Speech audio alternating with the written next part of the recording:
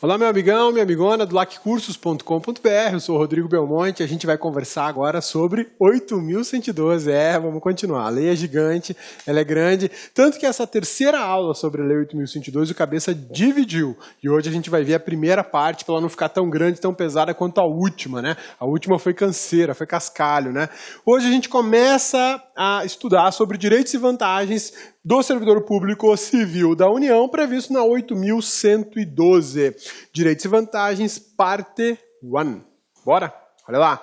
Vamos falar do que interessa, né? Vencimento, remuneração, faz-me rir, o cascalho, aquele que pinga na sua conta todo mês, né? Olha só, são dois conceitos tirados da lei. Então, fica esperto que isso cai em prova. Esses conceitozinhos caem em prova e eles são facinhos para confundir. Por isso que o Cabeça deu destaque para eles aqui, dizendo o seguinte, olha só, vencimento é a retribuição pecuniária pelo exercício de cargo fixado em lei. Isso está no artigo 40 da 8.112. Vencimento é a retribuição pecuniária, ou seja, o que você recebe em dinheiro, pelo exercício de cargo fixado em lei, ok? Olha o conceito de remuneração. Remuneração é o vencimento. Remuneração é o vencimento. Remuneração é o vencimento. Remuneração é o vencimento. Remuneração é o vencimento. É para não esquecer, porque se você esquecer do que é vencimento, agora você já sabe que remuneração é o vencimento, né? E na prova o examinador vai querer dizer que remuneração é a retribuição pecuniária pelo exercício. Não é. Remuneração é o vencimento do cargo efetivo, acrescido das vantagens pecuniárias permanentes estabelecidas em lei. Isso aqui vai dar origem aos vencimentos, com S, né? Na remuneração no serviço público, de regra, ela pode ser o vencimento, que é o que chamam de salário base, né? Uma parcela específica. Ou ela pode ser vencimentos. Vencimentos, com S, eu tenho a remuneração básica mais acréscimos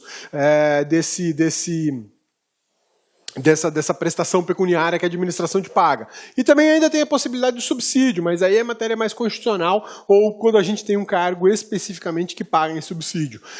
Ó, grava essas duas coisas. Vencimento é a retribuição pecuniária pelo exercício do cargo fixado em lei, isso está no artigo 40 da 8.112. A remuneração é o vencimento do cargo mais vantagens pecuniárias permanentes estabelecidas em lei. Isso aqui cai em prova. Guarda isso com cuidado, dá destaque, aquela canetinha amarela, ó, vai comer solta aqui, tá? O vencimento do cargo efetivo acrescido das vantagens de caráter permanente é irredutível, ou seja, a mesma regra do trabalhador de iniciativa privada, da impossibilidade de redução de salário, a gente tem aqui no serviço público. Não rola querer reduzir a remuneração do servidor público. O governo, os governos, as administrações públicas de forma geral, eles têm agido com muita inteligência, né? São muito perspicazes, né? Os caras são sagazes. O que eles fazem? Eles não reduzem a remuneração, congelam a remuneração. Sabe o que é congelar a remuneração? Sua remuneração fica a mesma por anos e anos e anos e anos e você perde o poder aquisitivo. Vide a situação dos servidores do Judiciário Federal e do MPU. Há 10 anos sem reajuste salarial. Cara, 10 anos sem você ter reajuste na tua remuneração... Filho, não tem bolso que aguenta, você com certeza perdeu o seu poder aquisitivo e muito, né?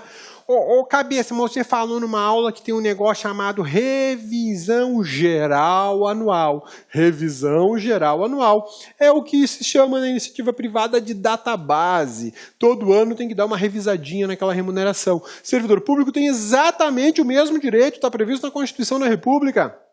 Servidor público tem direito na sua remuneração a revisão geral anual. Todo ano dá uma corrigida lá por conta de inflação, reposição, alguma coisa assim. E quando a instituição quer reorganizar a carreira, os servidores pedem a reorganização da carreira, aí você tem um projeto de lei alterando a carreira, remuneração, atribuição, volume de classes, níveis. Aí é outra história, o que a gente chama de revisão específica. Então o servidor público tem direito à revisão geral, que todo ano deveria acontecer, e não acontece, salvo algumas exceções, e ainda tem direito à revisão específica, beleza? O vencimento e o cargo efetivo acrescidos das vantagens têm caráter permanente e são irredutíveis. É o caso dessas vantagens que ele fala aqui de caráter permanente, é o que a gente está falando de vantagens pessoais adquiridas, né? É o direito adquirido. O servidor trabalhou durante muitos anos e incorporou uma vantagem. Hoje não existe mais essa incorporação. Os servidores mais antigos tiveram isso e ganham uma remuneração muito legal porque eles incorporaram valores. E como eles adquiriram esse direito, não dá para retirar, salvo se bater no teto. E ainda assim, quando bater no teto, o Supremo Tribunal tem alguns posicionamentos meio bizarros lá, de que dá para ultrapassar o teto, porque é direito adquirido, enfim, umas coisas meio esquisitas, que hora ele diz que não pode, tem que cortar, hora ele diz que pode, é uma coisa meio estranha. Mas enfim, vamos entender o seguinte, posso incorporar vantagens pessoais? Hoje não. Hoje eu não posso. Antigamente podia? Podia. Hoje não pode mais, tá? Ainda que eu tenha vantagens pessoais incorporadas, elas têm que ficar todas dentro do teto constitucional, que é a remuneração em espécie dos ministros do Supremo Tribunal Federal. Beleza? Então vamos em frente. Isonomia de vencimentos, ou seja, servidores têm que ganhar de forma igualitária, de forma isonômica. Não rola você pegar um servidor e pagar 10ão para um e pagar 10 mil reais para outro. Não dá. A remuneração tem que ser isonômica. Não é possível que um servidor do Ministério do Planejamento ganhe 2 mil reais e o servidor do Ministério da Educação ganhe 500 reais. Não rola. Não ganharia 500 por causa do salário mínimo. Ganharia 800 reais. 880 hoje, né, o salário mínimo. Mas, enfim, o fato é que se os cargos são os mesmos, as atribuições são as mesmas, eles têm que ganhar de forma compatível e idêntica ou semelhante. Pode ter uma variaçãozinha ali de 1, 2, 3 reais, 10 reais, coisa à toa, né? Mas pagar muito diferente de um para o outro não rola, tá? Isonomia de vencimentos, garantia legal, prevista no artigo 41, parágrafo 4º da Lei 8.112, e uma garantia constitucional prevista no artigo 37, inciso 12 da Constituição da República de 1988. Isso tudo é regra da 8.112, mas o cabeça já te insere a informação que vem da Constituição Federal. Por quê? Porque esse cabeçudo é meio pancada. Eu gosto de fazer o estudo vinculando uma coisa na outra, porque a tua memória funciona por conexão. Então, se você consegue conectar é bravo, hein, cabeça? Você consegue conectar uma norma na outra, você acaba fazendo uma interpretação sistemática do sistema. Isso é joia, porque na hora da prova você fica ligado em tudo, né? Você pensa num monte de coisa. E para as dissertativas, ó, delícia! Você começa a falar no 8.112 e para na Constituição Federal. O examinador até brilha o olho dele quando ele vê isso. Falei, pô, o cara conhece, o cara está navegando no meio da legislação do servidor público, né? E com propriedade. Cargos de atribuições iguais ou assemelhadas do mesmo poder ou entre servidores dos 3 poderes. Tem que receber de forma isonômica. O cara que é analista legislativo do Congresso Nacional recebe a pequena bagatela de 27 mil reais por mês. Se eu tiver um analista legislativo dentro da Presidência da República, ele tem que ganhar os mesmos 27 mil. Se tivesse um analista legislativo dentro do STF, por exemplo, tem que ganhar os mesmos 27 mil. Tá? Isso é isonomia de vencimentos. O que eu não posso fazer, o que é proibido por lei pela Constituição, é vincular uma remuneração na outra.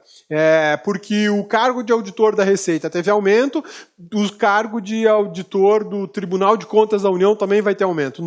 Não, isso eu não posso fazer. Agora, quando eu defino as carreiras e as remunerações, quando eu estou lá no Legislativo, no momento de elaboração da norma, o legislador já sabe, pela orientação dessa lei, que ele não pode fixar remunerações díspares para cargos semelhantes de instituições semelhantes.